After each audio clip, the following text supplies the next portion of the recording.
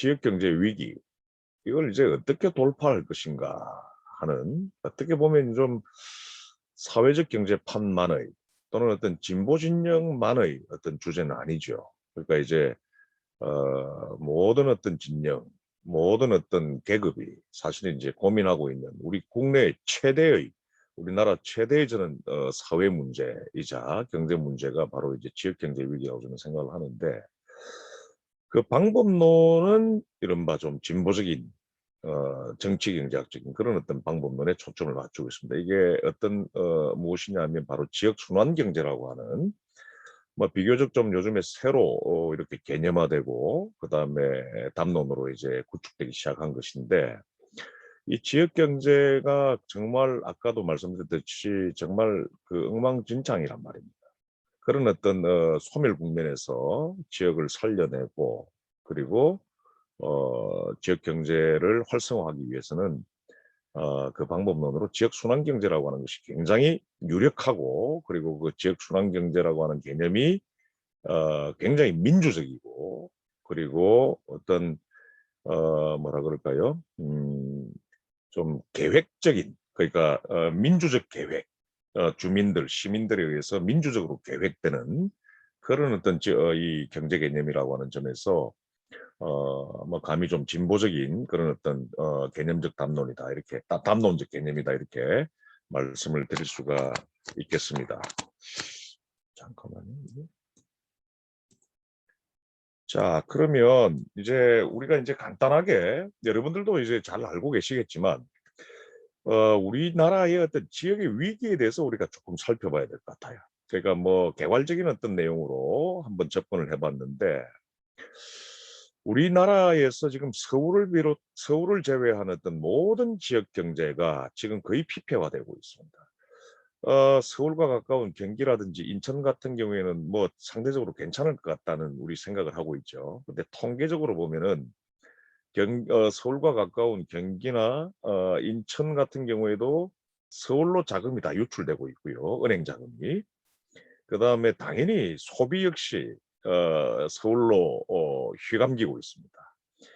게다가 이 수도권에 있는 대기업들 역시 사실은 수도권의 어떤 현지 법인을 갖추고 있는 것이 아니라 서울에 본사를 두고 있는 경우가 많거든요. 그러다 보니까 이 대기업들이 이 수도권 내에서 법인을 두고 사업 활동을 해서 막대한 수익을 올리면서도 그 수익은 그 현지에 재투자되지 않는 거예요. 그러니까 본사가 있는 이런 뭐 서울로 다 빠져나가고 있죠. 수도권에 있는 비서울 지역도 이러할진데 이른바 부산이나 뭐 광주나 대구나 뭐 대전이나 하는 이런 이른바 그야말로 지역은 그야말로 말 그대로 어떤 지역이라고 할 수 있는 도시 또는 어떤 농촌은 그 지역 경제를 떠받쳐야 할 어떤 소득, 소비, 그 다음에 투자, 그러니까 자금이죠. 그 다음에 어떤 여러 가지 어떤 산업 연관들 이런 것들이 다 지금 서울로 빠져나가고 있어서 지금 지역 경제는 핍진되고 있습니다. 여러분 너무너무 뭐 잘 아시는 내용일 텐데요. 그 다음에 우리나라의 어떤 지역 경제 위기를 지금 초래하고 있는 매우 중요한 요인이 바로 각 지역이 각 지자체가 대기업 유치 만능론에 이런 종속돼 있다는 거예요. 이게 무슨 말씀인고 하면 부산 지역 경제가 지금 좋지 않는데 부산 지역 경제를 살려내려면은 대기업을 하나 유치하면은 이른바 다 모든 것들이 해결될 수 있다. 그러니까 대기업 유치를 유일하고 절대적인 어떤 솔루션으로 보고 있는 이런 어떤 정책 패러다임이 각 지역에 굉장히 뿌리 깊게 착근돼 있다. 그러니까 예를 들어서 여러분 이번 봄에 있었던 그 서울 부산 시장 선거 기억나시죠? 보궐선거였죠. 부산시장 선거를 보면요. 너도 나도 할 것 없이 국힘당이고 민주당이고 할 것 없이 전부 대기업 유치하겠다라고. 대기업 유치를 하겠다. 그런데 여러분 이걸 잘 아셔야 되는 것이 대기업 유치라고 하는 것은 전혀 지역의 낙수 효과를 떨어뜨리지 못하고 있습니다. 예를 들자면 제가 살고 있는 인천에 삼성 바이오로직스가 있어요. 그러니까 뭐 삼바, 이른바 삼바죠. 그죠? 그야말로 부정회계를 저질렀던 이른바 범죄적 기업이었다고까지 우리가 볼 수가 있는데, 이 삼성 바이오로직스가 지금 인천 송도 국제도시에 지금 들어와 있어요. 몸뚱아리가 완전 통째로 들어와 있는데, 그러니까 이게 유치될 때 이른바 인천시라고 하는 지방자치단체로부터 완전히 상전 대우받고 들어옵니다. 그러니까 대기업을 유치하기 위해서는 지자체가 거의 뭐 대기업을 상전 대우하지요. 혈세, 시민혈세를 사용해서 행자정 지원하지요. 그러니까 토지 주죠. 건물 지어주죠. 예? 심지어는 뭐 이런 여러 가지 보조금을 주지요. 행정적으로도 뭐 지방세 감면해주고 뭐 난리를 칩니다. 자, 그렇게 해서 힘들게 상전 대우해서 시민일세 퍼부어가면서 유치한 대기업이 그곳에서 얼마나 유리한 어떤 입지 조건에서 장사를 하겠습니까? 비즈니스를 하겠습니까? 그런데 거기서 그런 어떤 편안하고 유리한 어떤 조건에서의 어떤 비즈니스를 통해서 막대한 수익을 창출해 놓고 그 수익의 거의 대다수가 다 본사가 있는 서울로 또 다른 곳으로 빠져나가게 됩니다. 그러니까 삼성 바이오로직스가 모든 인천 시민들이 다 송도에 있는 삼성 바이오로직스가 본사인 줄 알고 있어요. 그런데 제가 인천경제자유구역청에 그 계약서를 공개 요청을 해서 살펴봤더니 계약서 상에는 삼성 바이오로직스의 본사가 어디 일산인가 파주 쪽에 있는 페이퍼 컴퍼니가 또 따로 있더군요. 그러니까 실제 몸뚱아리는 삼성 바이오로직스의 몸뚱아리는 인천 송도에 있으면서 지역에 있으면서도 상법상의 모회사, 그러니까 본사는 어디 타 지역에 있는 겁니다. 그러니까 종이회사죠. 페이퍼 컴퍼니죠. 그러니까 상법적으로 이 꼬맹이 회사, 그러니까 몸뚱아리는 크지만 인천에 있는 회사는 자회사가 되는 거예요. 꼬맹이 회사가 되는 겁니다. 그러니까 꼬맹이 회사는 모회사에게 지적재산권 사용료라고 하는 명분으로 그들이 현지에서 벌어들인 수익의 거의 대다수를 다 본사로 유출시킬 수밖에 없는 상황인 거죠. 상법상. 그러니까 바로 우리나라의 모든 지역은 온갖 난리를 쳐가면서 대기업 유치에 혈안이 되어 있지만 막상 대기업은 거기서 상전 대우 받아가면서 편안하게 비즈니스하고 막대한 수익을 올리면서도 이마트라든지 여러분 잘 아시는 뭐 홈플러스 같은 이런 어떤 현지법인화되지 않은 어떤 대기업 분공장들은 그 지역에서 막대한 수익을 올리지만 그 수익을 전혀 지역에 그 해당 지역에 흘려보내지 않는, 그렇기 때문에야말로 지역은 전혀 이렇게 지역 경제는 자극을 받지 못하고 있다는 거죠. 정말 이 지자체의 어떤 그런 정책 패러다임의 어떤 이 기조 선회가 필요하다는 말씀을 드리겠고요. 그 다음에 여러분 어떠세요? IMF 위기 이후에 우리나라의 어떤 지역의 공동체들, 과거의 어떤 공동체의 양상이 아니죠. 그러니까 이제 지역 경제가 악화되니까 공동체가 붕괴된 것도 있고, 또 역으로 공동체가 이 붕괴되니까 지역 경제가 이제 계속 악화되는 이른바 쌍방향의 어떤 인과관계가 저는 있다고 보는데, 아무튼 여기서는 이 슬라이드에서는 지역 경제 위기, 지역 전반의 어떤 위기 하나의 중요한 원인으로서 붕괴된 지역 공동체를 저는 언급을 하고자 하는데요. 지역 경제가 이렇게 악화되니까 뭐 청년들이 다 떠나죠. 그죠? 부산 같은 경우에는 뭐 450만 하다가 지금 330만인데 청년 인구 유출률이 약 40%에 달하고 있습니다. 여러분 경북대학교 명문 지역 거점 공립대학이죠. 최근 5년 동안 여러분 3만 명이 이 중퇴를 하고 서울 쪽으로 올라오고 있답니다. 예. 이게 무슨 말씀인가 하면 청년 공동체도 사실 다 붕괴되고 있다는 거예요. 그 다음에 그 지역에 우리가 흔히들 인류학적으로 또는 어떤 지역 사회학적으로 볼 때 그 지역을 떠받치고 있었던 이른바 공동의 어떤 의사결정 구조, 의사결정 이 기구라고 볼 수 있었던 이른바 그 지역에 착근돼 있었던 공동체가 경제가 좋지 않고 IMF 위기 이후에 어떤 신자유주의가 이 사회에 만연되면서 그 지역을 떠받치던 공동체가 붕괴되고 있습니다. 이 역시 지역의 위기를 초래하고 있는 매우 중요한 요인이다, 이렇게 말씀을 드리겠습니다. 그다음에 지역의 생태는 지금 어떠한지요? 산이 골프장으로 바뀌고 있고 갯벌이 이른바 이 산업부지로 바뀌고 있고 그죠? 왜 지역 생태가 파괴되고 있냐면 앞서 제가 언급했듯이 대기업 유치 만능론 그러니까 지자체가 주로 대기업을 유치하면 모든 어떤 경제 문제를 해결할 수 있다라고 보는 그런 어떤 이 패러다임이 작동하고 있기 때문에 이제 대기업이 들어와서 주로 대기업은 뭐 이윤 극대화를 위한 하나의 이제 주체잖아요. 그러니까 그 대기업이 그 지역에 착근된 이른바 뭐 그 지역에 대한 어떤 애정을 갖고 그 지역의 어떤 커먼즈를 그야말로 커먼즈로 여기는 그런 문제의식을 발휘하지 않는 거죠. 그러니까 당연히 대기업의 어떤 자본의 가치 정식 야욕은 지역의 어떤 환경과 생태를 고스란히 파괴하고 있다. 이렇게 말씀을 드리겠습니다. 게다가 뭐 이 앞서 말씀드렸던 우리나라 지자체의 그 대기업 유치 만능론하고도 조금 비슷한 맥락의 이 얘기를 담은 슬라이드인데요.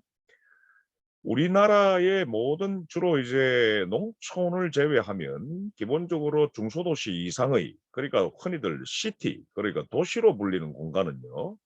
기본적으로 외부로부터 투자 자본을 받아서 뭔가 개발을 진행하고 이른바 사업을 진행하는 또는 사회적 간접 자본 뭐 다리, 교량 같은 공항 같은 이런 어떤 이 대규모 토목 프로젝트를 이 취합니다. 그러니까 이른바 투자 자본들을 이 유치해서 모든 어떤 도시 경영 또는 어떤 도시의 어떤 그런 프로젝트 기획이 이루어진단 말이에요.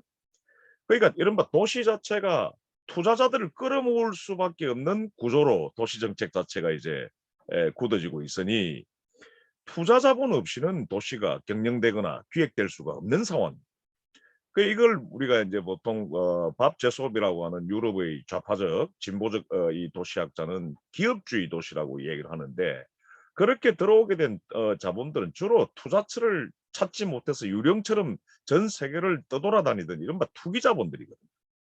그러니까 주로 뭐 경제자유구역 개발이니 산업단지 개발이니 그다음에 뭐 교량공사라든지 뭐 또는 동남구 신공항 이제 착공도 하진 않았지만 대규모 어떤 토목 사업들 이런 것들에 손을 대는 그런 어떤 것에 손을 대기 위해서 지역으로 들어오는 자본들은 주로 투자처가 없어서 유령처럼 전 세계를 떠돌아다니는 투기 자본들이 거의 대다수입니다. 그러니까 투기 자본이 이 도시를 규정하는 거예요. 그러니까 도시는 투기 자본에 의해서 완전히 휘감겨 있는 겁니다. 그러다 보니까 투기 자본의 본질은 무엇인지요? 투기적인 어떤 야욕을 충당시키지 못한다면 플럭추에이션이 굉장히 강하죠. 들어갔다가 나왔다가 들어갔다가 나왔다. 그러니까 도시는 늘 항상 본질적으로 불안정한 공간으로 추락되고 있습니다. 역시 우리나라의 지역 소멸이라고 불리는 정도로의 심각한 지역의 위기를 초래하는 요인 중에 하나입니다. 여러분 우리나라 농촌은 지금 어떠한지요? 여러분들 중에 지금 농촌에 혹시 거주하고 계시는 분들 계시는지요? 농촌은 지금 거의 소멸 상황입니다. 우리나라의 지금 행안부의 뭐 대비 서류를 보면은 우리나라의 군과 면 중에서 약 86개가 지금 거의 소멸될 거라고 이야기합니다. 2025년에.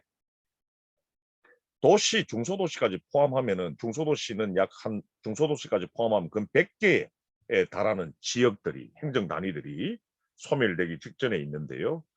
농촌은 거의 모든 농촌이 사실은 읍면군이 소멸 위기에 지금 처해 있다 이렇게 보시면 되는데 농촌이 왜 소멸 위기에 빠져 있냐면 농촌 인구가 이제 급감을 하고 있어요. 그 다음에 청년 인구 그리고 중장년 인구들이 다 이렇게 도시로 인근 중소도시로 다 빠져나가고 있습니다. 그러니까 고령화될 수밖에 없죠. 그 다음에 농가 소득은 어떠한지요? 도시 근로자의 3분의 1밖에 되질 않습니다. 이전에는 뭐 절반이라고 그랬는데 최근에 농가 소득 같은 경우에는 거의 3분의 1 도시 근로자 평균의 3분의 1밖에 되질 않습니다. 지역이 이 농촌이라고 하는 지역이 살 수가 없는 그런 어떤 상황입니다. 그런데 여러분 혹시 지역 균형 발전, 국토 균형 발전이라고 하는 얘기 많이 들어보셨지요? 이게 뭐 노무현 정부와 문재인 정부의 거의 뭐 핵심적인 어떤 슬로건입니다. 그죠? 저는 동의합니다. 저는 국토 균형 발전, 지역 균형 발전 저는 진심으로 동의합니다. 그런데 이 이른바 우리나라의 그 더불어민주당의 그러니까 노무현 문재인으로 이어지는 어떤 국토 균형 발전 전략이 저는 큰 패착을 초래했다고 저는 보는데 어떤 점에서 패착을 초래했냐면 의의는 좋지만 결과적으로 어떤 패착을 초래했냐면 각 지역을 균형 발전으로 유도해내기 위해서 우리나라 전국 각지에 11개 혁신 도시를 건설하고 있는 거 여러분 아시죠? 가장 대표적인 게 세종입니다. 세종시. 그러니까 결과적으로 우리나라의 이걸 이른바 리버럴이라고 하는 뭐 제가 볼 땐 보수 정당인데 또 리버럴 정당이 국토 균형 발전이라고 하는 너무 좋은 어떤 명분을 슬로건으로 내걸고 고작 국토 균형 발전이라고 하는 것을 하기 위해서 한 것이 혁신도시 건설 사업, 토목공사 사업입니다. 그런데 자 여기까지 좋다 이겁니다. 혁신도시를 건설하니까 혁신도시 인근에 있는 중소도시들이 다 몰락해 버리고 맙니다. 예를 들자면 세종이 건설되고 난 뒤에 약 18만 명까지 가던 공주의 인구가 지금 10만도 되질 않습니다. 공주가 이제 소멸을 일변도로 긋고 있는 거지요. 여러분 이제 이해 가셨지요? 국토 균형 발전이라고 하는 개념 자체는 굉장히 좋은 것이지만 그 방법론적인 어떤 측면에서 큰 패착을 초래하고 있다. 해서 농촌을 더욱더 이 소멸시키는 요인으로 작용하고 있다. 이렇게 말씀을 드리겠습니다. 여러분 우리나라의 각 지역들, 각 도시들의 지역 민주주의는 어떠할까요? 우리나라의 그 지역 정책은 주로 아까도 말씀드렸지만 그죠? 대기업 유치 아니면은 토목공사입니다. 대규모 이제 삽질공사인데 그 대규모 삽질공사를 추동하는 대규모 어떤 그런 개발 프로젝트를 추동하는 사람들은 누구일까요? 여러분 지자체로 보이시는지요? 사실은 그 지자체 뒤에서 그런 어떤 대규모 토목공사, 대규모 이제 삽질 프로젝트를 추동해내는 지역 내부의 이른바 성장연합이라고 하는 세력들이 있습니다. 거의 모든 지역에서 저는 작동하고 있는 일반론적인 현상인데요. 주로 이제 또 대규모 토목공사 또는 도시개발을 통해 가지고 그들의 어떤 정치적인 또는 경제적인 그리고 지역사회 내부에서의 어떤 그런 명예적인 어떤 이해관계를 축적해 나가는 그런 어떤 세력들이 뭐 여러 가지 어떤 단체의 어떤 가면을 쓰고 여러 어떤 시민운동의 가면을 쓰고 무슨 지역의 어떤 원로라고 하는 어떤 가면을 쓰고 지역성장연합 자체가 굉장히 선명하게 작동되고 있습니다. 그러니까 뭐 대규모 토목공사는 말할 필요 없고 심지어는 뭐 아주 중소형의 이 토목공사도 도시개발도 심지어는 도시재생 역시 이런 어떤 지역성장연합이 좌지우지하고 있고 이 지역성장연합에 종속적인 어떤 지자체가 있고 그리고 이 지역성장연합이 지역의 여러 어떤 보수정치들 이런 뭐 거대 양당 정치를 등에 업고 그리고 같이 상호작용하면서 이런 도시의 정책을 도시의 경영을 좌지우지하고 있는 거죠. 여러분 지역 민주주의가 이렇게 후퇴되고 있는 것, 지역 성장 연합이 독점하고 있는 것 역시 이른바 대기업 유치 만능론을 더욱더 조장하고 대규모 토목공사 만능론을 조장해서 결국은 그 지역의 이른바 떡고물이 떨어지지 않는 어떤 경제 구조로 이 지역을 빠져들게 하면서 지역의 위기를 계속 조장하고 있다고 볼 수 있는 거죠. 그다음에 여러분 요 얘기는 슬라이드에는 제가 좀 추상적으로 글을 썼는데요. 여러분들 어떻게 보시는지요? 우리나라에서 주로 뭐 발신되거나 이슈가 되고 있는 어떤 담론들 주로 어떤 측면입니까? 주로 저는 지나치게 일국적인 차원으로 담론이 생산되고 또는 어떤 이슈가 제기되고 있다. 이렇게 저는 보고 있습니다. 이게 무슨 말씀인고 하면 제가 학부 시절에 독일 브레멘 대학을 1년간 교환학생으로 갔더랬습니다. 이제 정치경제학을 공부하기 위해서 갔는데 그 공부의 주제가 독일 사회민주당과 독일 녹색당에 대해서 조사하는 것이었어요. 그래서 뭐 나름 좀 진보적인 어떤 정치 경제학자들이 많다는 독일 브레멘 대학을 갔는데 브레멘 대학을 통해서 만났던 브레멘의 녹색당 그리고 브레멘의 3인당 당원들과 제가 인터뷰를 해서 3인당의 어떤 역사 그리고 녹색당의 역사 또는 뭐 어떤 지금 현재 중점을 두고 있는 어떤 정책이 무엇인가를 제가 물었더니 한결같이 뭐라고 답변을 하냐면 나는 브레멘 녹색당이고 브레멘 3인당이지 독일 3인당, 독일 녹색당이 아니다. 나는 당신한테 얘기해 줄 수 있는 것은 브레멘 지역 내부에서 녹색당이 어떤 일을 하고 있는지, 어떤 문제에 천착을 하고 있는지, 브레멘 내부의 어떤 지역 문제에 대한 어떤 지역 독일 브레멘 3인당의 어떤 대응과 문제의식과 그 철학에 대해서는 내가 설명할 수 있다라고 이야기하는 거예요. 그러니까 중앙화된 어떤 일국적 차원의 어떤 그런 담론 자체가 지역에 스며들고 있질 않습니다. 그 다음에 가까운 우리나라 일본을 가보면 일본 공산당이라고 이제 계급적인 아주 좌파적인 진보 정당이 있습니다. 일본 공산당의 포스터를 보면요. 뭐 대장동이니 뭐니 이런 얘기 포스터에 안 답니다. 수사 사주, 검찰 사주, 이런 걸 포스트에 달고 있지 않습니다.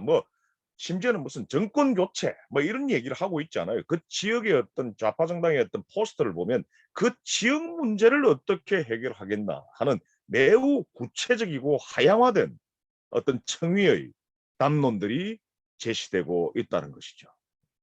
우리나라의 어떤 지역의 위기를 조장하고 있는 매우 중요하지만 간접적이지만 매우 중요한 어떤 요인은 어떤 시민들의 그러니까 인천에 사는 사람들의 또는 어떤 부산에 사는 사람들의 대구에 사는 사람들의 광주에 사는 사람들의 어떤 문제의식이 그 지역에 그 지역에 이렇게 연결되어 있지 않고 중앙으로 이렇게 문제의식이 쏠려 있다는 거죠. 모든 어떤 담론들이 다 중앙화되어 있고 그리고 거대 양당이 발신하고 있는 이른바 담론과 문제의식에 다 이렇게 포괄되어 버리고 수렴되고 만다는 거죠. 저는 이것 역시 저는 이 현상을 우리 사회가 굉장히 중앙 집중화되어 있다라고 저는 표현하고 있는데 이 사회가 분권화되어 있지 않은 지역적으로 이렇게 개별화되어 있지 않은 이것이 바로 지역에 대한 어떤 대안을 제시하지 못하게 하고 지역 문제에 비판적으로 이렇게 고찰하지 못하게 하는 중요한 요인으로 작용하고 있다라고 저는 보고 있습니다. 그래서 지금 담론이 굉장히 일국화되어 있다는 말씀을 드렸는데요. 중앙 집중화되어 있는데요. 같은 맥락의 어떤 내용을 담은 슬라이드인데 어떤 현상에는 여러분들 상식적으로 잘 아시겠지만 글로벌, 내셔널, 로컬의 어떤 청위의 어떤 내용들, 백그라운드들이 다 있습니다. 예를 들자면 이런 거죠. 부산 경남 지역에 동남권 신공항을 짓겠다라고 당시에 이제 올 봄에 이제 보궐선거용으로 그냥 지금 집권 여당이 그냥 굉장히 떠들어댔죠. 동남권 신공항이라고 하는 지역 차원으로 보이는 지역 청위, 로컬 청위의 어떤 그런 문제로 보이는 어떤 현상 또는 어떤 문제이지만 동남권 신공항이라고 하는 것에는 글로벌한 측면이 굉장히 강하게 작동해요. 그러니까 앞서도 잠깐 말씀드렸듯이 투자처를 찾기 위해서 유령처럼 떠돌아다니는 글로벌한 어떤 투기 자본의 어떤 이해관계가 이른바 20조에 육박하는 대형 프로젝트에는 연관돼 있다는 거죠. 그 다음에 집권 여당의 어떤 정치적인 어떤 재축적 이른바 정치적인 어떤 축적 과정이라고 하는 내슈럴한 측면에서의 이른바 백그라운드도 신공항이라고 하는 현상 안에 녹아들어 있는 것. 그 다음에 그 지역 경제가 피폐화되어 있으니 지역 경제를 그쪽 동남권 지역의 어떤 경제를 살리기 위해서 신공항을 유치해야 된다라고 하는 논리, 이른바 로컬한 어떤 논리도 같이 녹아 들어 있다는 거죠. 근데 우리 사회에서 어떤 담론들을 보면 어떤 현상과 문제에 대한 이런 어떤 글로벌, 내셔널, 로컬의 어떤 그런 중증성을 동시에 이른바 고려하는 문제식이 결여돼 있고 주로 담론이 내슈럴한 측면에서 전개되고 이해되는 어떤 문제들이 주로 내셔널한 어떤 백그라운드에만 초점을 맞춰서 해설되고 출연되는 그런 어떤 담론의 일국화 역시 지역의 위기를 초래하는 중요한 요인이다. 저는 그렇게 봅니다. 이 국가적 지역 정책의 패착은 아까 제가 말씀드렸죠. 농촌의 어떤 소멸 문제를 설명하면서 국가 균형 발전이라고 하는 것이 명분은 좋고 의의는 좋지만 대래 농촌을 피폐화한다라고 하는 역설을 초래했다라고 하는 것. 아까 제가 설명했기 때문에 스킵을 하도록 하겠습니다. 뭐 같은 얘기지만요. 하나의 슬라이드로 정리를 하자면 지자체는 다시 한 번만 정리하자면 대기업 유치 만능론 그리고 토목공사형 도시개발에 대한 어떤 맹신 이런 어떤 부의 경로우선성에서부터 벗어나지 못하고 있는 형국입니다. 이거는 우리나라의 좀 상대적으로 볼 때 우리나라에서만 나타나는 심각한 문제다 이렇게 말씀을 드리겠고요. 뭐 제가 이제 직업이 연구자다 보니까 이런 어떤 지역과 관련된 연구를 또 게다가 이제 지역 연구, 지역 경제 연구를 하다 보니까 지역이라고 하는 어떤 키워드의 어떤 연구에 굉장히 좀 민감하게 저는 서칭을 하고 있는데요. 여러분 좀 엽기적인 수치 하나 말씀드릴게요. 우리나라에서 데이터베이스 피아죠. 그러니까 DB피아라고 하는 이제 논문 검색 사이트에 들어가서 우리나라에서 지역과 관련된 연구들, 그건 뭐 경제학 연구이건 뭐 사회학 연구이건 어떤 연구든 좋습니다.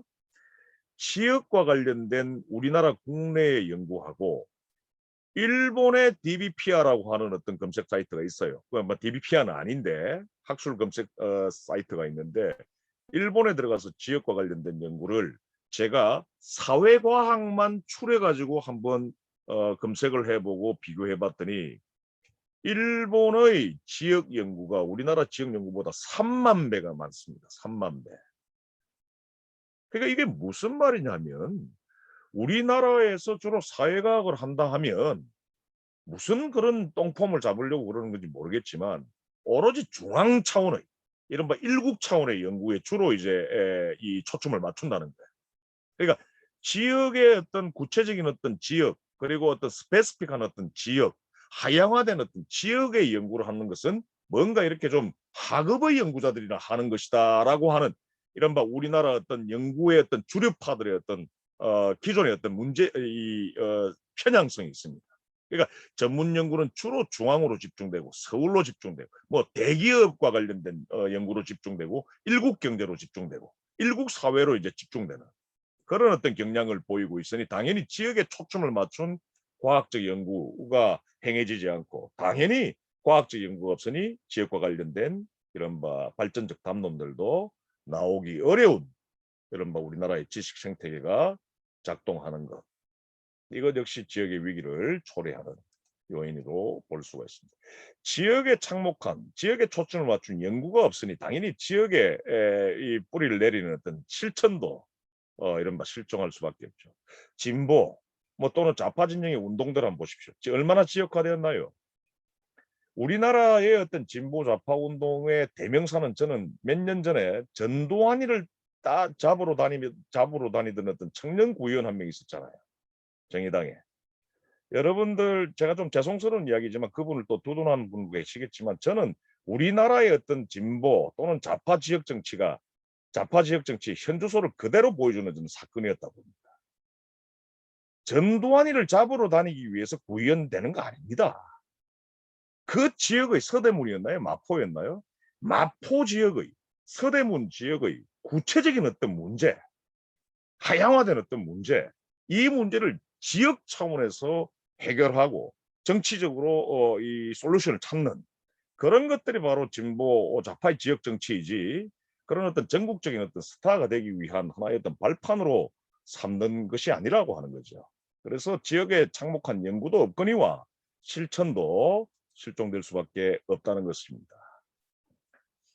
자, 이제 지역의 위기를 논했고요. 그리고 지역의 어떤 위기를 초래하는 어떤 요인들을 여러분들에게 뭐 하나하나 이렇게 좀 설명을 좀 드렸는데 자, 그렇다면 어떻게 우리가 이제 대응을 해 나가야 될 건지 지역의 위기를 돌파해내기 위해서는 어떤 기조가 구축돼야 될 것인지를 아주 러프하게, 아주 이렇게 개괄적으로 몇 가지만 좀 짚어보도록 하겠는데요.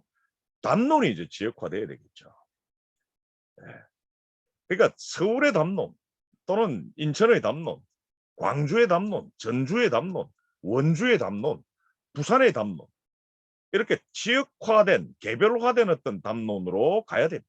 그러기 위해서는 구체적인 지역 문제에 초점을 맞춰서 지역 차원의 어떤 해결책을 제시하는 어떤 지적인 어떤 트렌드, 그리고 연구의 트렌드, 실천의 트렌드가 갖춰져야 될 필요가 있다는 거죠.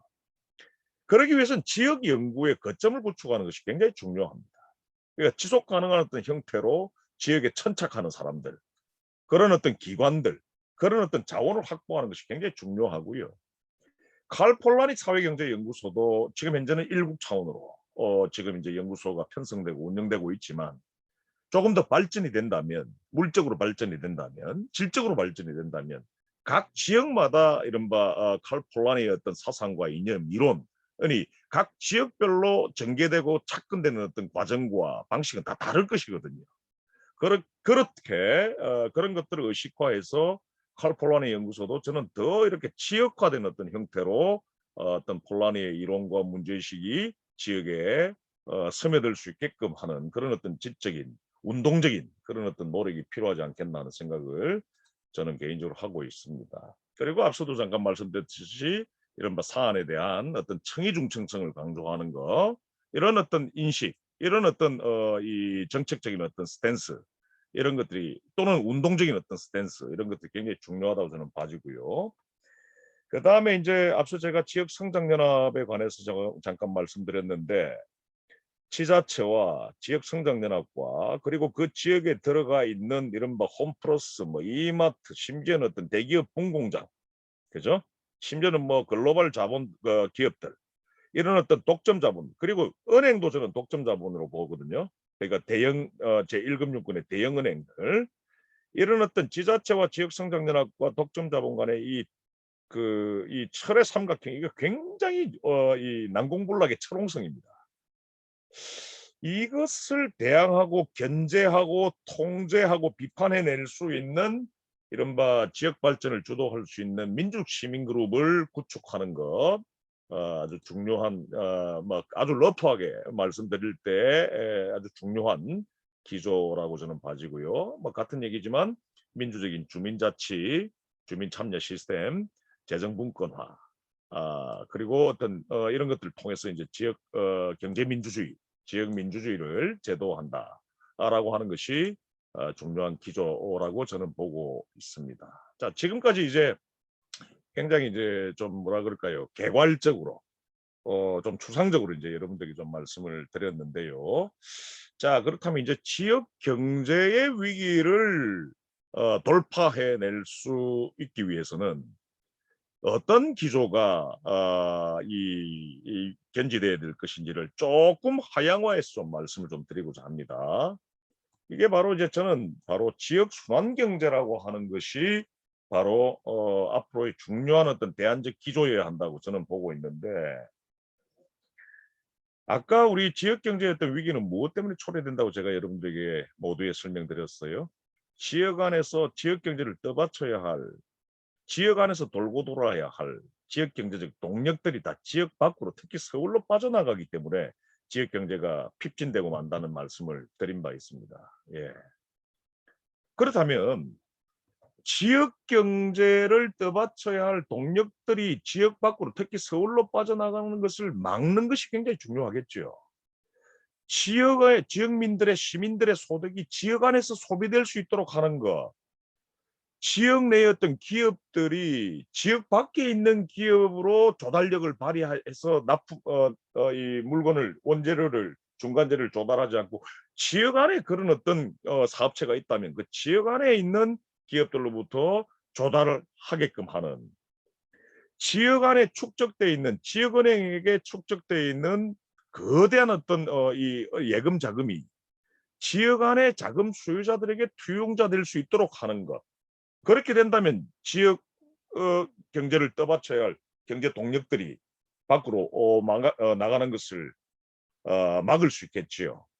바로 이러한 것들을 기치로 내걸고 있는 것이 바로 이러한 어떤 내용들을 핵심 내용으로 설정하고 있는 것이 핵심적인 어떤 실천으로 설정하고 있는 것이 바로 지역 순환 경제다. 오늘 여러분들과 말씀을 집중적으로 나눌 지역 순환 경제다 이렇게 말씀을 드리겠고요.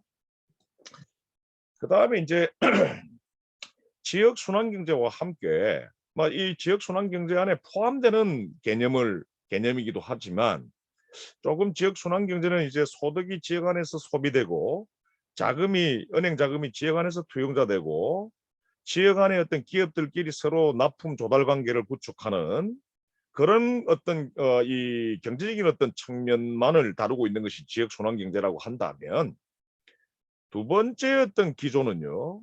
바로 지역 내에 있는 앵커 기관들 있죠. 여러분들 어디 사시는지요? 경기도에 사신다면 경기도청 또는 경기도 산하의 여러 어떤 공기업들, 공사들, 그 다음에 그 지역의 아주대 병원 같은 대형 은행들 이런 것들을 우리가 주로 지역에 닻을 내리고 활동하고 있는 기관이라고 그래서 앵커 기관이라고 표현하죠. 이른바 영국의 프레스톤이라든지 글래스고라든지 버밍엄, 그 다음에 미국의 오하이오주에 있는 클리블랜드 같은 도시에 가보면 주로 그곳의 지역들이 주로 지역 순환 경제의 어떤 기조가 굉장히 강하게 작동하는데 그곳에서 활동하고 있는 공적 기관들, 그러니까 앵커 기관들과 그리고 심지어는 영국 프레스톤 같은 경우에는 그 지역에서 활동하고 있는 민간 기업들 가지고 있는 이른바 엄청난 조달력과 그리고 그들이 보유하고 있는 유무형의 어떤 자산을 지역 내의 시민들이 민주적으로 소유할 수 있게 하고 지역 내 사회적 경제 조직들에게 민주적으로 소유할 수 있게끔 하고 지역 내 NGO들이 언제든지 민주적으로 소유할 수 있게끔 하는 이른바 커뮤니티 웰스를 구축하는 정책으로 이른바 지역 순환 경제를 떠받치고 있더라는 것입니다. 그러니까 지역 내의 어떤 앵커 기관들의 조달력이라든지 자산 같은 경우에는 사실 어떤 지자체 수장의 어떤 철학만 있다면 이를 민주적으로 소유하게 한다는 것은 어느 정도 가능한 일입니다. 그러나 지역의 독점 자본들의 이른바 조달력과 자산도 지역 안에 있는 사업체가 지역 안에 있는 사회적 경제 조직이 지역 안에 시민들이 민주적으로 소유할 수 있게끔 하는 것. 이건 사실 요원한 일로 여러분들이 느끼실 수 있습니다. 그러나 지금 최근에 올 5월 달에 부산에서 지역 재투자 조례라고 하는 것이 제정되었는데 부산시 의회가 제정을 했는데 지역 내에서 활동하고 있는 앵커 기관들뿐만 아니라 부산 지역에서 사업 돈벌이를 하고 있는 독점 자본들, 금융 독점 자본들, 산업 독점 자본들, 유통 독점 자본들을 대상으로 해서 그들의 조달력과 그들의 자산이 지역 안으로 이렇게 공유될 수 있게끔 하는 지역 안의 사업자들과 매칭될 수 있게끔 하는 내용을 담은 조례가 제정되었습니다. 저는 이 지역 경제를 살려내기 위해서는 바로 이와 같이 지역 순환 경제와 함께 이런 어떤 커뮤니티 웰스를 빌딩해 나가는 것. 지역 내의 어떤 앵커 기관과 민간 독점 자본들의 가지고 있는 거대한 조달력과 자산을 지역 내 주체들이 민주적으로 소유할 수 있게끔 하는 그런 어떤 기조가 매우 중요하다 이렇게 볼 수가 있겠습니다. 제가 얘기 들었는데요. 경남 진주에 경상국립대학이 있잖아요. 경남 지역에 이제 가장 큰 국립대학인데요. 지금 이름이 이제 바뀌어가지고 경상대가 아니라 경상국립대로 이름 바뀌었어요. 경상국립대 의과대학이 있습니다. 엄청 큰 대학병원이죠. 그 진주의 경남의 앵커 기관이죠. 오늘 제가 말씀드린. 그런데 그 앵커 기관의 이른바 용역, 용품 공사, 이른바 이 거대한 경상국립대학의 병원이 발주하는 이른바 용역, 용품 공사의 약 80%가 다 외부로 유출되고 있더랍니다. 통계를 보니까. 이건 지역 경제를 거의 더 메마르게 하는. 그래서 그들의 어떤 조달력이 지역 안에 향할 수 있게끔 합니다. 지역 안으로 향하게 하고 지역 안의 사업체와 매칭될 수 있도록 하고 더욱더 중요한 것은 뭐 그런 어떤 엄청난 어떤 환자실에서 나오는 어떤 엄청난 양의 어떤 그런 뭐 침대 시트, 세탁 이런 것들을 경상국립대학은 진주에 있는 세탁업체에게 발주하지 않고 어디 대구에 있는 세탁업체한테 발주한대요.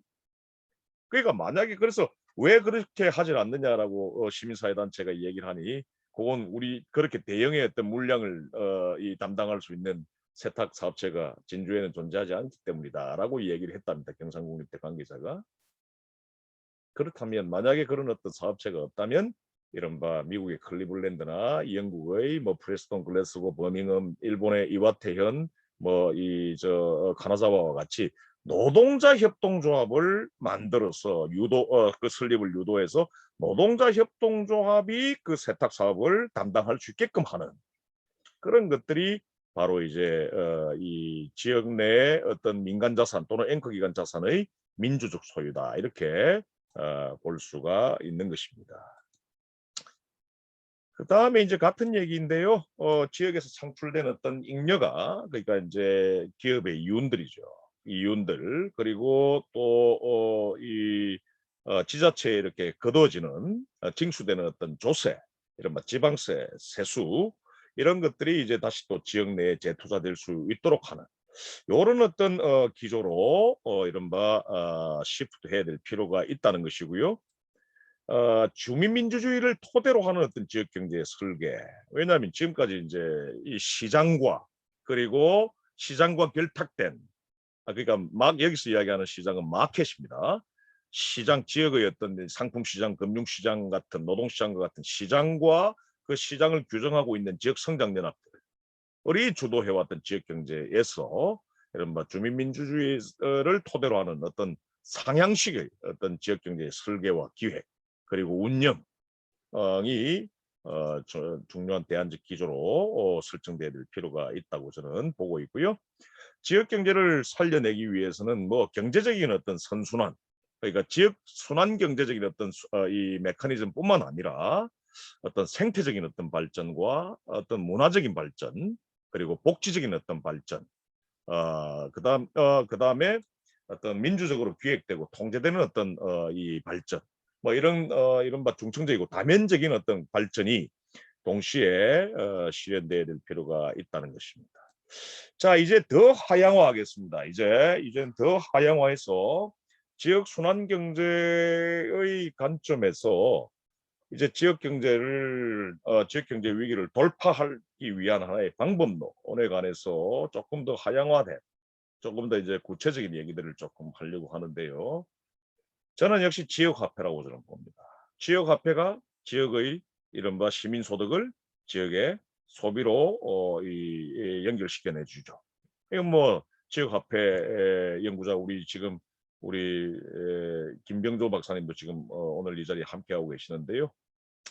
지역화폐는 지역순환경제의 출발점이자 초보 단계에 있다고 저는 봅니다. 그러니까 이른바 지역순환경제를 구축해내기 위한 가장 첫 번째 그리고 가장 초보적인 어떤 단계의 정책적 그리고 시민실천적 방법론이다. 이렇게 저는 보고 있고요.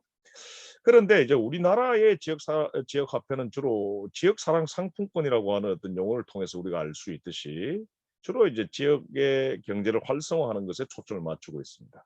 그러나 지역화폐의 어떤 역사를 통해서 볼 때 지역화폐의 아이디얼 타입 그러니까 이념형은 역시 그 지역의 공동체를 복원하고 활성화하는 것에 있습니다. 지역화폐의 아이디얼 타입은요. 그래서 저는 이거를 지역화폐가 화폐로서의 기능만 할 것이 아니라 이른바 언어로서의 기능도 발휘해야 될 필요가 있다. 즉 공동체를 복원하는 이 공동체 멤버들끼리 어떤 소통을 복원해내는 활성화하는 그런 어떤 지역화폐로 동시에 좀 발전을 해야 될 필요가 있다는 얘기를 좀 드리겠고요. 자, 지역화폐가 먼저 중요하다는 말씀을 먼저 드립니다. 그 다음에 몇 번 제가 얘기를 좀 많이 해오고 있는 내용이었는데 그러니까 지역에 있는 앵커 기관들 그리고 지역에 있는 민간 독점 자본들 특히 제1금융권과 같은 금융자본들 그리고 뭐 홈플러스 이마트와 같은 이 유통자본들 그리고 이른바 대형 대기업들, 계열회사 또는 뭐 백오피스와 같은 어떤 산업자본들이 그 지역에서 상전 대우를 받으면서 축적한 이른바 조달력, 규모가 커지면 커질수록 당연히 조달력도 커지잖아요. 원재료나 중간재 같은 것들이 많이 필요하죠. 그래서 그들이 가지고 있는 조달력이 지역 안에서 재투자될 수 있도록 이른바 지역의 산업연관을 이제 강화하는 것이 매우 중요한데, 그중에서도 가장 중요한 것은 저는 지역의 은행들이 지역 안에 있는 시민들의, 그러니까 그들의 예금자인 시민들의 자금 수요에 대해서 내몰라라 하고 있어서 우리나라에서 지금 금융 배제 현상이 굉장히 심각하게 나타나고 있는 것, 여러분 주지의 사항이라고 저는 봅니다.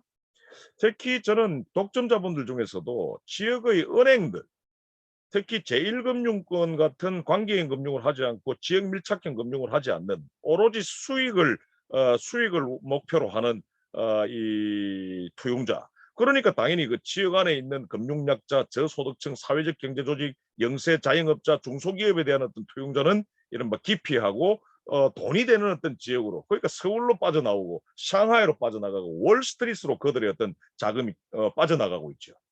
특히 저는 독점 자본들 중에서 지역의 대형 금융 자본들의 지역 내 재투자를, 투용자를 의무화하는 이런 어떤 지역 재투자법 또는 어떤 지역 재투자, 지역 차원에서는 지역 재투자 조례가 저는 필수적이다 이렇게 말씀드리겠고, 부산 같은 경우에는 이와 같은 내용을 담고 있는 지역 재투자 조례가 올 봄에 제정됐다는 말씀 아까 드렸습니다. 이 그림을 한번 보실까요? 이 지역 경제를 살리기 위해서 지역 순환 경제가 중요하다고 말씀드렸고요. 지역 순환 경제를 실현해내기 위한 매우 중요한 이 구체적인 어떤 방법 중에 하나가 이제 지역 재투자 조례 또는 지역 재투자 법이라는 말씀을 제가 드렸는데, 그 제도 조치의 어떤 구체적인 어떤 골자는 이렇습니다. 그러니까 정부가 직접 그 지역에서 이 사업 활동하고 있는 대형 독점 자본들을 규제해도 되고, 지자체가 직접 규제해도 되는데, 어떻든 정부 또는 지자체가 대형 금융자본, 대형 산업자본, 대형 유통자본, 그리고 지역 앵커 기관들에게 그들이 가지고 있는 막대한 조달력과 자산을 지역 안에 재투자할 수 있도록 하는 것을 의무화하는, 그래서 이렇게 채찍을 갖다 때리면 그 다음에 이들에게 잘 준수하는 아주 성실히 준수하는 이 사업체에게는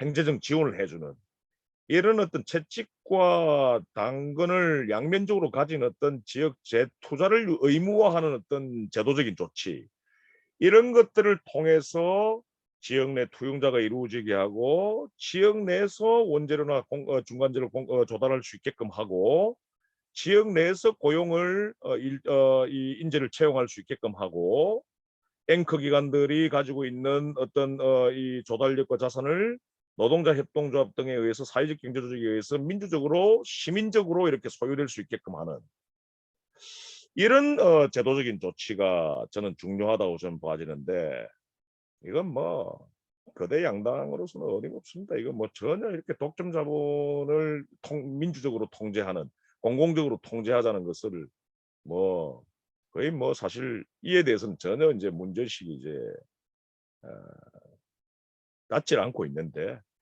바로 저는 이와 같은 이 메커니즘을 통해서 지역에 있는 이른바 민간 또는 앵커 기관의 웰스가 커뮤니티 웰스로 저는 시프트할 수 있다라고 저는 봐지고요.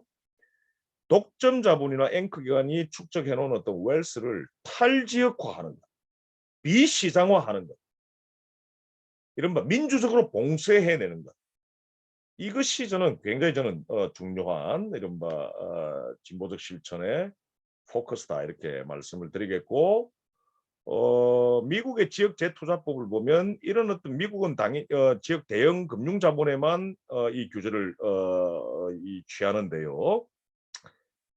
정부가 이 대형 금융 자본을 또는 지자체가 대형 금융 자본의 지역 재투자를 의무화하는 이 프로세스 전반을 지역의 시민 사회가 통제합니다. 예를 들어서 어떤 웰스파고가 어느 정도 지역에 재투자했다, 뱅크 오브 아메리카가 얼마나 재투자했다라고 하는 것을 정부가 규제를 통해서 그걸 데이터베이스화하고 정부가 그 데이터베이스를 지역의 시민사회와 공유해서 그 데이터베이스를 가지고 지역 시민사회가 미국의 지역 시민사회가 미국의 지역에서 돈벌이를 하고 있는 대형 금융자본들을 직접적으로 통제하고 교섭하고 금리 인하를 요청하고 어떤 서민들을 위한 사회적 경제 조직을 위한 대안적 금융 상품을 설계하고 운영할 것을 직접적으로 교섭 요청하는 이른바 이 프로세스 전반이 시민적으로 통제되고 통제되고 있다라고 하는 점이 이른바 정치 경제학에서 얘기하는 매우 중요한 시민적인 어떤 조정 과정이다 이렇게 말씀드릴 수가 있겠고 폴라니안적인 어떤 측면에서 본다면 이 구조는 이른바 금융시장과 상품시장과 유통시장이 사회에 인베디드 되는 이른바 사회에 내포된다고 할까요? 사회에 의해서 이렇게 통제되는 이 시장 자체가 사회에 통제되는 어떤 양상들이다 이렇게 볼 수가 있을 것입니다. 그 다음에 구체적인 방법론으로서 네 번째로 언급하고자 하는 것은 이른바 지역의 어떤 산업 연관을 중시하는 어떤 기업들의 자금 수요 또는 지역에서 지역사회 문제를 해결하는 것을 목적으로 하는 어떤 사회적 경제 조직에게 전담 투용자하는 이른바 시민은행, 지역 공공은행, 뭐 노스다코다 지역 공공은행이 지금 전 세계에 주목을 받고 있죠. 미국. 그다음에 독일의 스파르카센이라고 하는 이른바 지역 공공은행도 이 전 세계에 주목을 받고 있는데 그 이유가 뭐냐면 노스다코다 이 지역 공공은행 그리고 스파르카센 독일의 어떤 지역 공공은행이 있기에 그 지역이 다른 지역보다 지역 순환 경제적인 어떤 발전이 더욱더 높은 수준으로 나타나더라는 것입니다. 그래서 이제 그런 어떤 대안적인 어떤 이 금융 이 조직 금융도 대안적 금융도 중요한 이 지역 순환 경제를 구축하기 위한 방법론이다 하는 말씀을 드렸고요. 커뮤니티 웰스 빌딩은 아까 제가 앞서 말씀을 드렸기 때문에 또 다시 스킵을 하도록 하겠습니다. 그런데 이제 이 커뮤니티 웰스 빌딩에 관한 주요 도시들 16개를 저희들이 한 10년 정도 답사를 하면서 연구한 내용을 토대로 그린 그림 3개를 제가 조금 보여드리겠는데요. 그러니까 이제 이게 영국과 미국과 일본에서 커뮤니티 웰스 빌딩이 어떻게 이루어지고 있는지 그 기본형을 제가 이제 그린 그림입니다. 그러니까 이제 우리나라의 예를 들어서 뭐 진주 지역에 경남 진주 지역에 뭐 경상국립대 병원이 이 지역 앵커 기관에 우리가 대입할 수 있다고 한번 보십시다. 그러면 그 대형 병원이 가지고 있는 엄청난 어떤 막대한 양의 어떤 조달력이 있죠. 그 다음에 그들이 가지고 있는 자금, 인재, 정보 그리고 어떤 인적 네트워크, 그죠? 그리고 엄청난 고용력을 그들은 가지고 있어요. 근데 이걸 그대로 두게 되면은 경상대학교 경상대학병원의 부웰스이기 때문에 퍼블릭 웰스에 지나지 않습니다.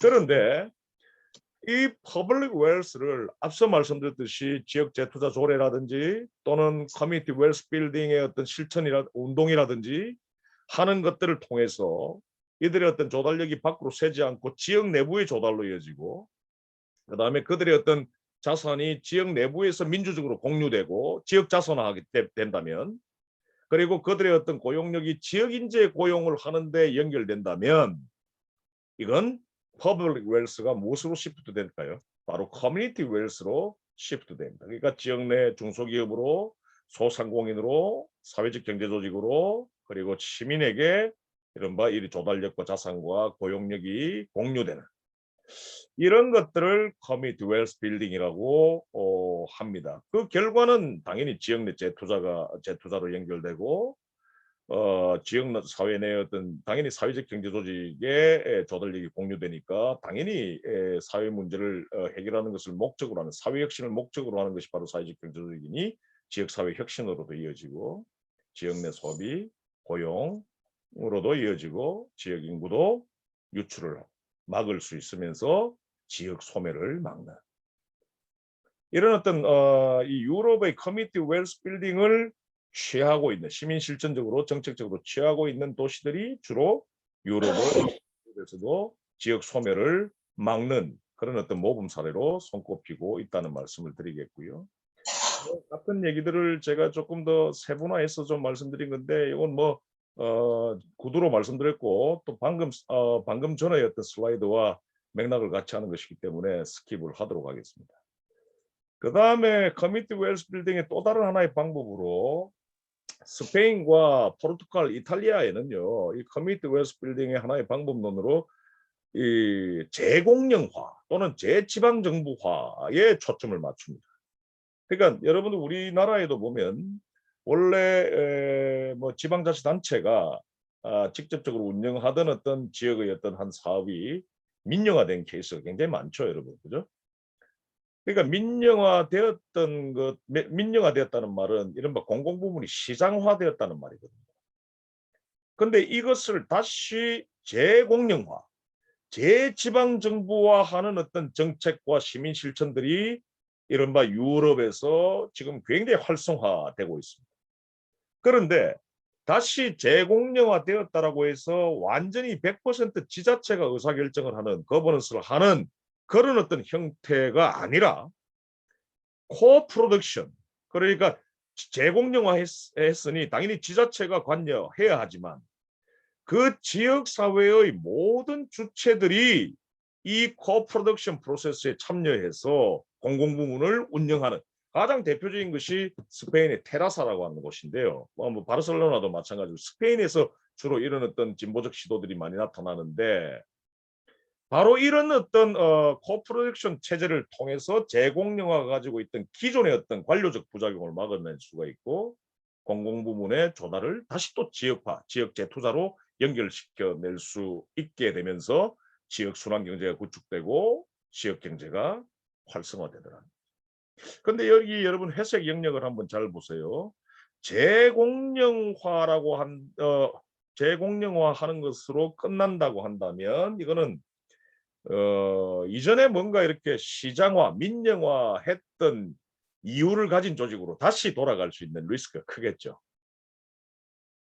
근데 이것이 이제 코프로덕션에 의해서 통제되고 관리되고 운영된다라고 하는 것은 이른바 국가와 시장이 그러니까 뭐 지방 정부를 이제 국가라고 우리가 치환했을 때 국가와 사회가 시장을 같이 모니터링하고 같이 임베드하고 같이 이른바 운영하는 그런 어떤 이 과정이 될 수가 있다라고 하는 것도 이론적으로 말씀을 드릴 수가 있겠습니다.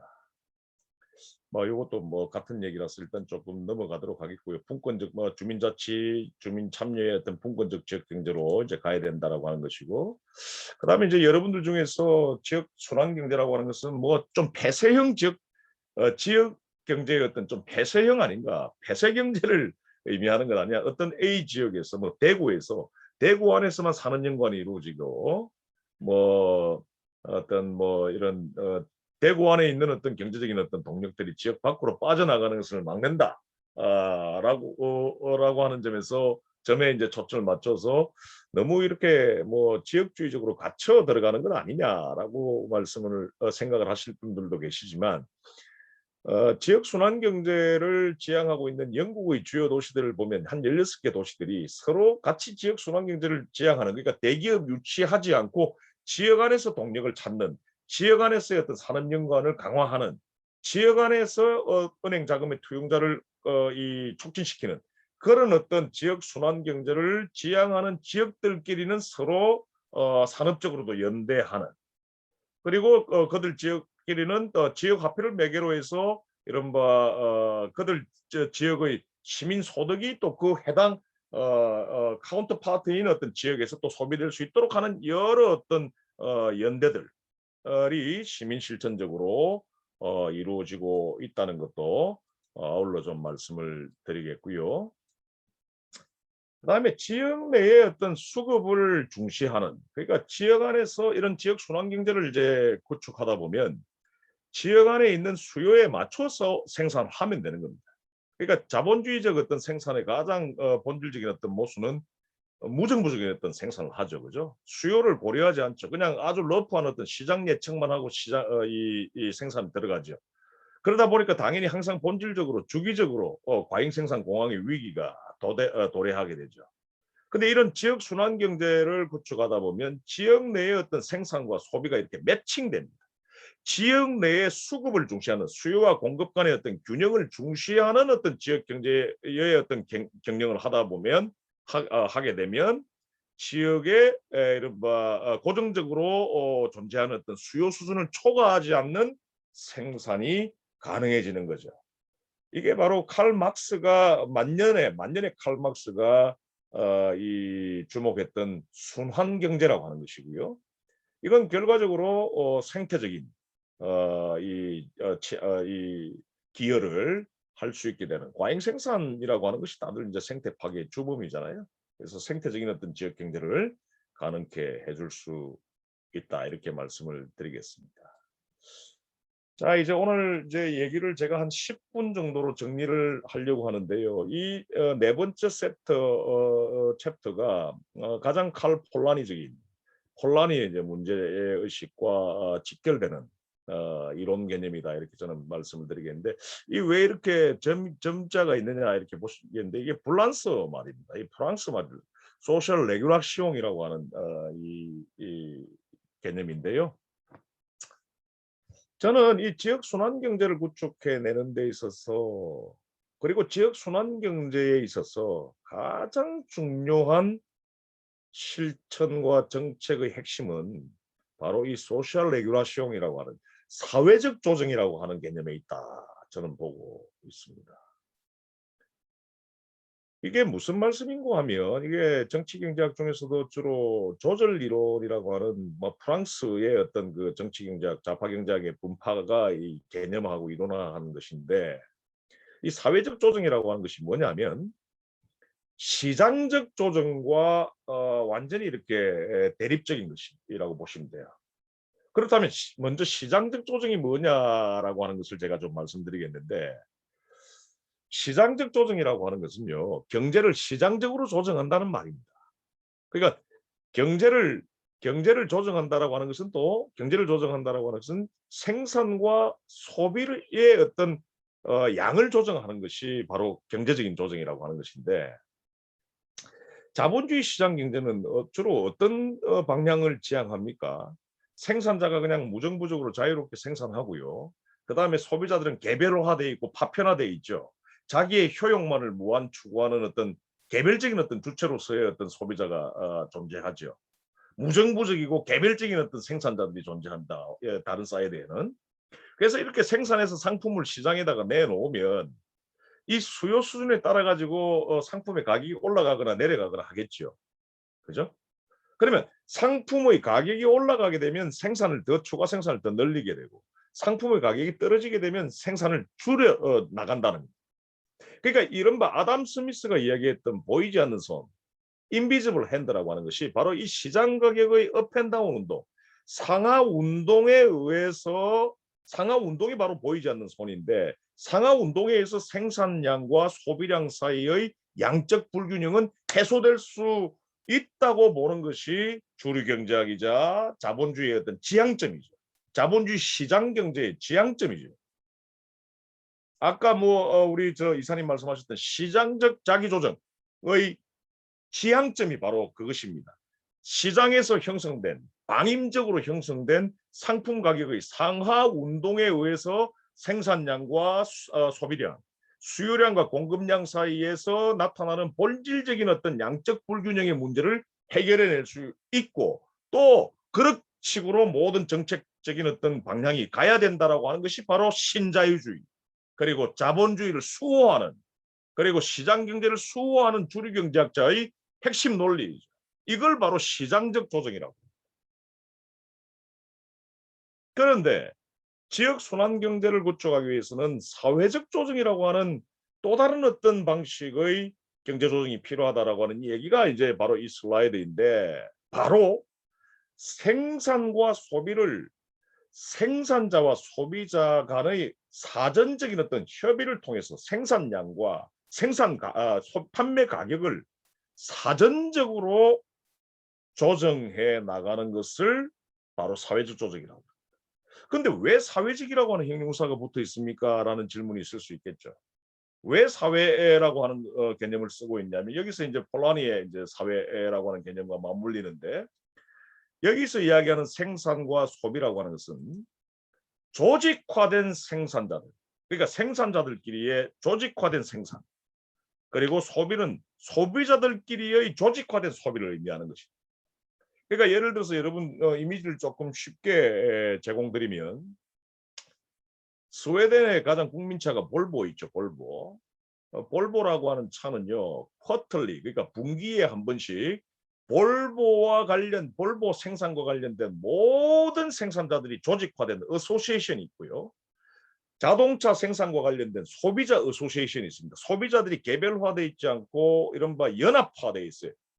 그러니까 볼보 생산과 판매를 두고 볼보 자동차의 조직화된 생산자들과 볼보 자동차와 연관된 조직화된 소비자들이 한데 모여서 생산에 들어가기 전에 무정부적인 어떤 생산을 하기 전에 사전적으로 이번 분기에는 어느 정도 생산을 해야 할지, 어느 정도 가격을 책정해야 할지를 조직화된 생산자와 조직화된 소비자가 사전적인 협의를 통해서 결정해내고 생산과 소비를 매칭해내는 시장 경제, 시장의 자기 보호 기능이라고 하는 시장의 어떤 본질은 바로 사후적인 어떤 조정이지요.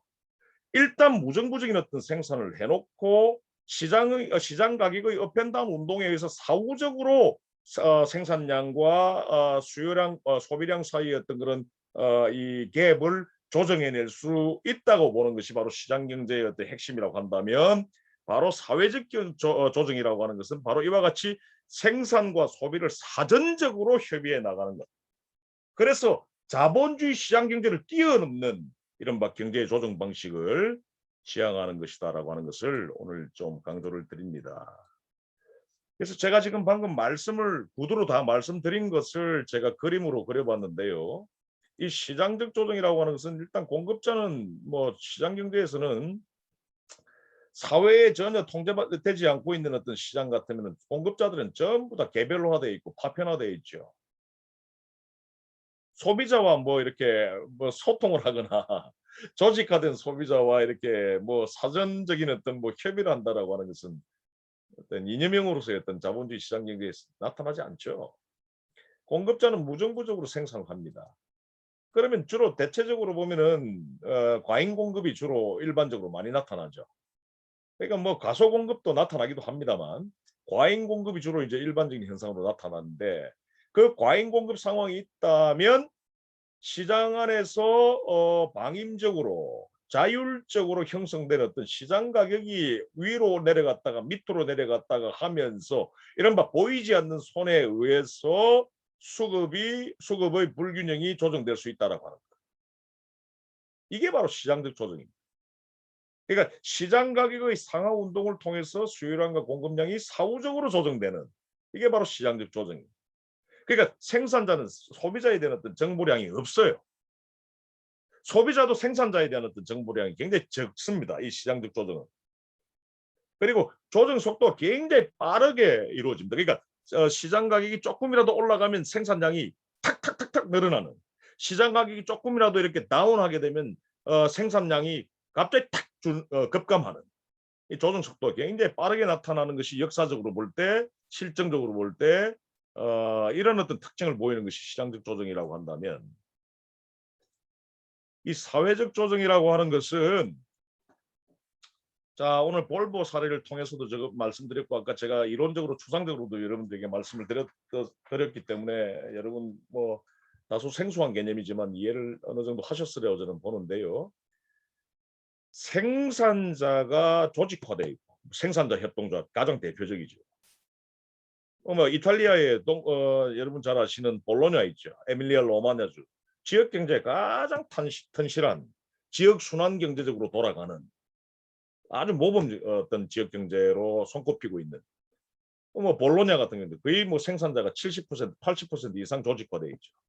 일본에도 가나자와라고 하는 곳이 지역 순환 경제로 잘 알려져 있는 창조 문화 도시인데 그것도 생산자의 90%가 조직화되어 있습니다. 서로 공동 브랜딩하고 공동 마케팅하고요. 공동 시장 조사하고 공동 인재 파견, 인재 교류를 하고 네트워크를 같이 공유하는 생산자들이 이렇게 개별화되어 있지 않고 조직화되어 있습니다. 소비자들이 또 조직화되어 있습니다. 이 소비자들 조직화하는 그 가장 대표적인 게 뭡니까? 생협이죠. 뭐 소비자 협동조합, 생활 협동조합. 을 통해서 이른바 조직화된 소비를 한단 말이에요. 그죠? 공동구매를 한다든지 사회혁신에 기여하는 어떤 소비를 한다든지 그죠? 윤리적인 소비를 한다든지 그런 어떤 진보적인 소비는 조직화된 소비일 때 가능한 거지요.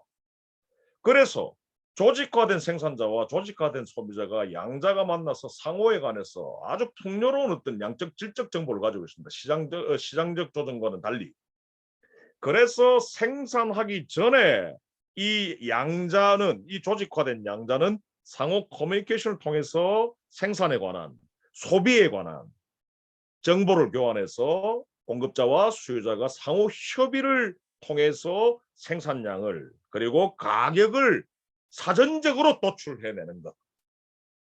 그래서 이와 같은 시장 경제적인 어떤 프로세스를 거치지 않고 경제가 조직화된 생산자와 조직화된 소비자에 의해서 이른바 내포되는 규정되는 그러니까 확대된 어떤 사회가 조직화된 생산과 조직화된 소비에서 나타나는 이른바 확대된 사회가 이런 어떤 생산자의 생산을 규정하고 소비자의 소비를 규정하는 이른바 경제를 규정해서 수급 불균형을 조정해 나가는 것.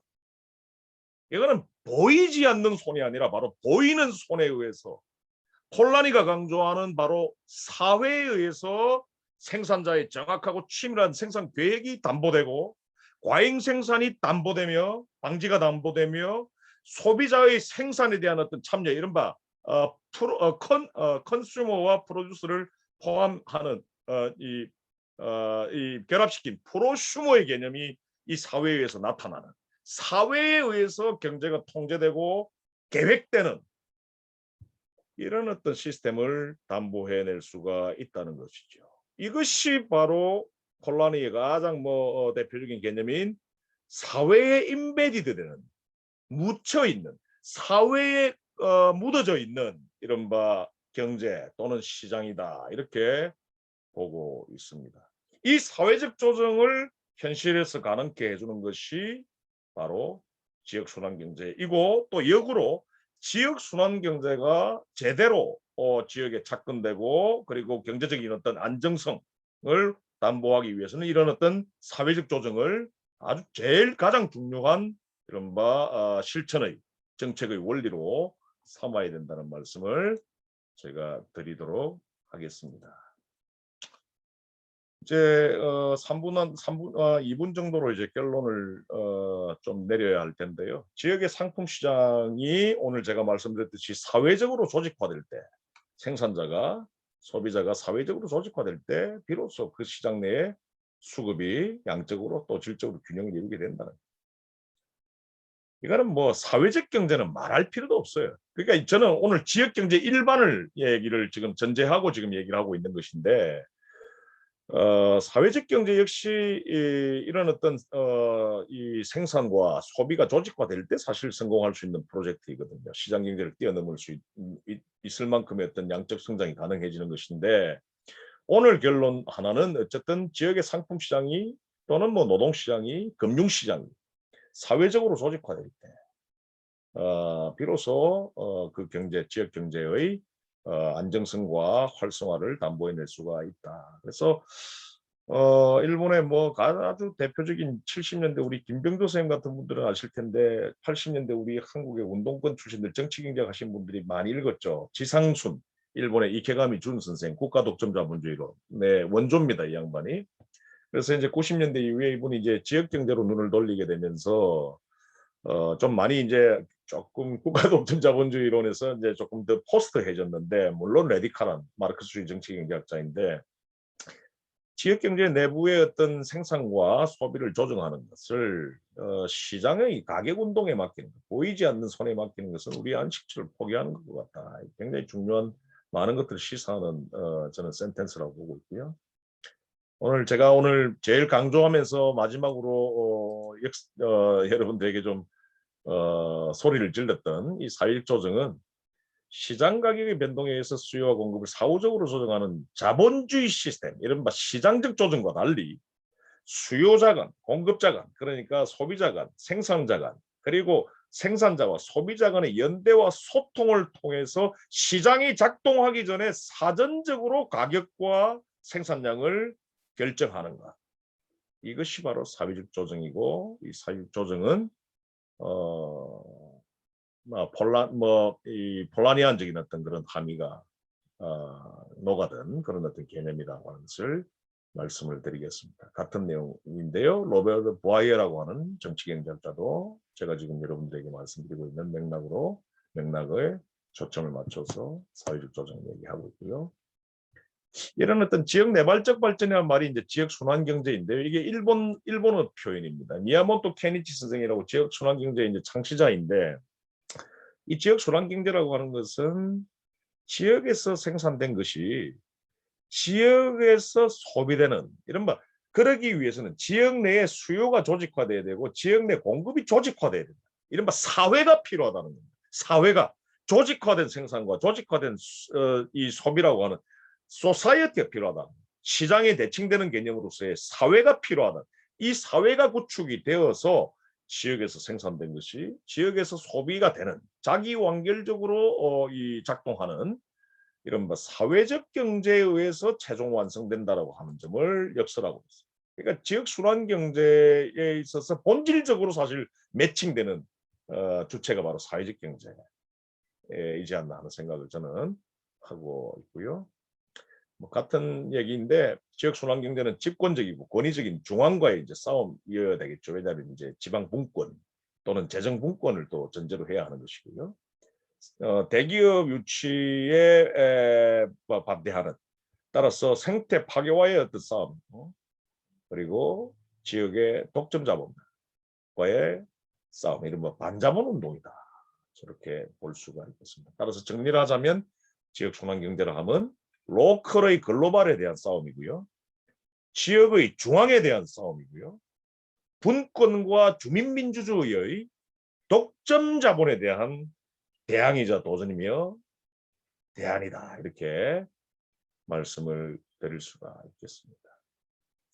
혼란의 가장 핵심적인 것이 바로 이제 사회에 인베디드된, 이제 묻어 들어간 어떤 시장 경제라고 하는 게는 여러분들 거대한 전환 읽지 않으셨던 분들도 잘 아실 텐데, 바로 저는 사회에 묻어 들어간 시장 경제는 공동체에 의해서 사실은 시장이 제어되는 것을, 또는 공동체에서 민주적으로 계획되는 어떤 시장 또는 경제를 말하는 것이라고 저는 봅니다. 그게 바로 이제 좀 통설적인 어떤 해설인데, 바로 오늘 여러분들에게 말씀드렸던 지역 순환 경제의 가장 중요한 어떤 핵심 이 원리, 사회적 조정. 이 사회적 조정을 통해서 민주적으로 계획되고, 그러니까 조직화된 생산자 시민과 조직화된 소비자 시민들에 의해서, 즉 조직화된 사회에 의해서 민주적으로 계획되고 통제되는 경제. 바로 이것이 폴라니가 얘기하는 사회에 묻어들어간 시장 경제라고 저는 말씀드리면서 오늘 제 강의를 이것으로 정리하도록 하겠습니다. 고맙습니다.